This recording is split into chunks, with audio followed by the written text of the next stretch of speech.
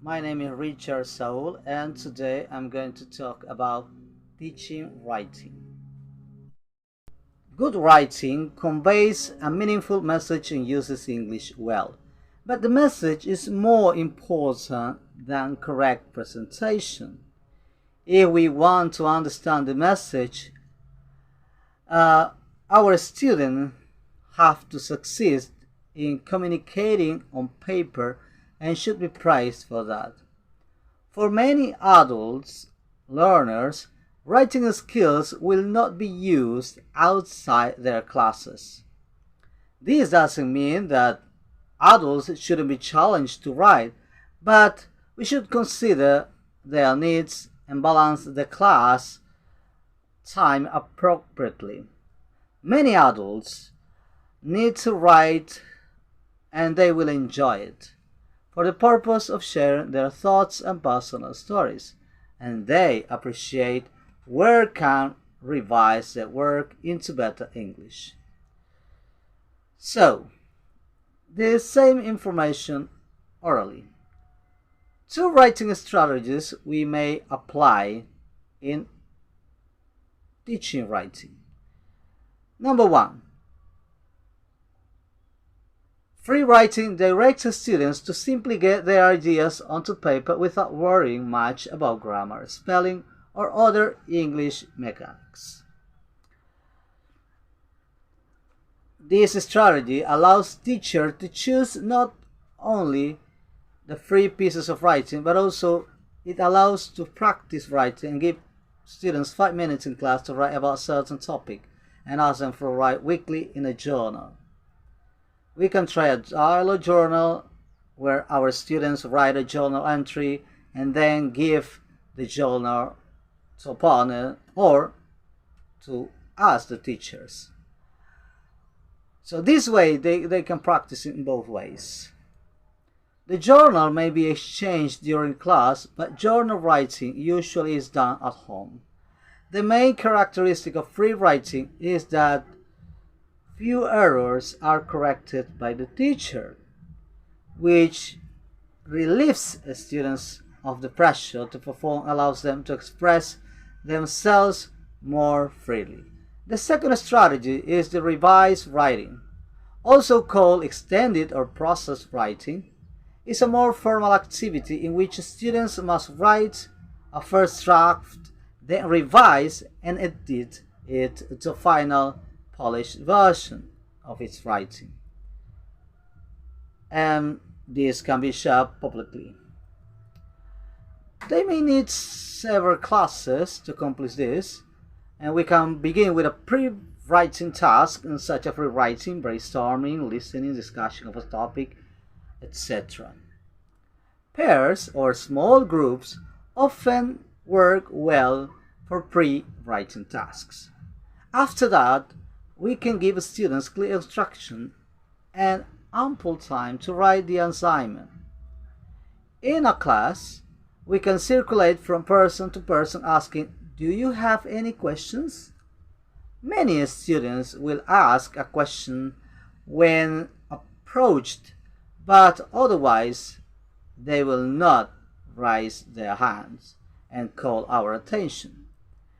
So we need to make ourselves available during the writing activity. We don't just need to sit at a desk working on the next lesson plan. So we need to concentrate on the draft.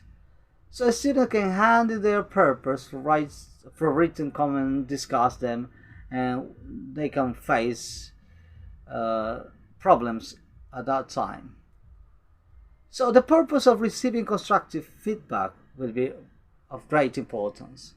We need to make sure of the ideas and contents are really addressed first. Correcting the English should be secondary. Finally, ask students to rewrite the piece. They should use the feedback they received to revise and edit it into a piece they feel good about.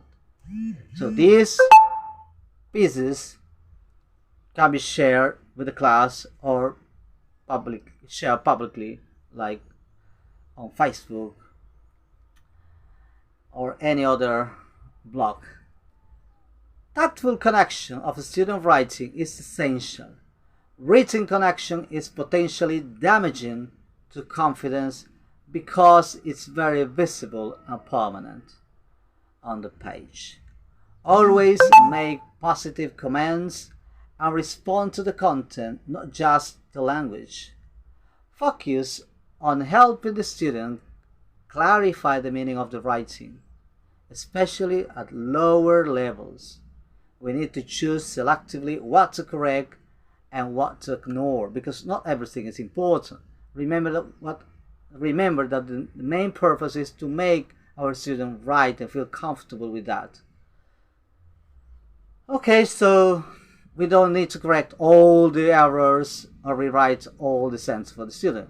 We need to make a mark where the error is and let the student figure out what's wrong and how to fix it. At higher levels, we can tell the students ahead of time exactly what kind of errors, vowels, punctuation, spelling, word choice, etc. We may correct and ignore other errors.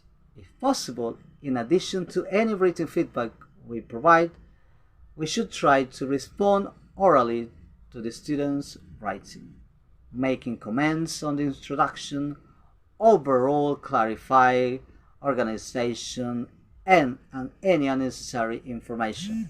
We need to consider the following ideas. Number 1, the types of tasks. Here are some ideas for the types of writing we can ask our students to do. Copying text word for word, writing what we dictate, imitating a model, filling in blanks in sentences or paragraphs, taking a paragraph and transforming certain language, for example, changing all verbs and time references to past tenses, summarizing story text, video, or listening clip. We can guide these questions of keywords. It's also useful to make lists of items, idea, reason, etc. Writing what our students want to learn in English and why writing letters give we need to give blank postcards or note cards or stationery to add interest. We can also use this to teach how to dress an envelope, organizing information, for example, making a grid of survey results, or writing directions to a location using a map, reacting to a text, object, picture, etc. The format is also important. We need to clarify the format. For an essay, for example, we may specify that we want an introduction, main idea, support, and a conclusion. For a poem and a story, on the other hand, the format will vary accordingly. But we need to make sure that students know what we expect as teachers. And it's also important the model. We need to provide a model of the type of writing we want our students to do, especially for beginners. And finally, editing. We should consider giving the students a checklist of points to look for when editing their own work. That's it about teaching writing. Como conclusión, quiero manifestar que es importante darle la libertad al estudiante para que desarrolle sus habilidades de escritura. Se consideran como puntos importantes hacer un borrador, luego revisarlo, pero no revisar cada pequeño error que el estudiante comete, sino los errores que dificultan la comunicación. Es también importante editar lo que se ha escrito. Muchas veces en la práctica escribimos nuestro borrador y con eso nos quedamos. Lo que se aconseja es establecer las pautas necesarias para corregir nuestro texto y presentar un mejor trabajo escrito. Thank you very much.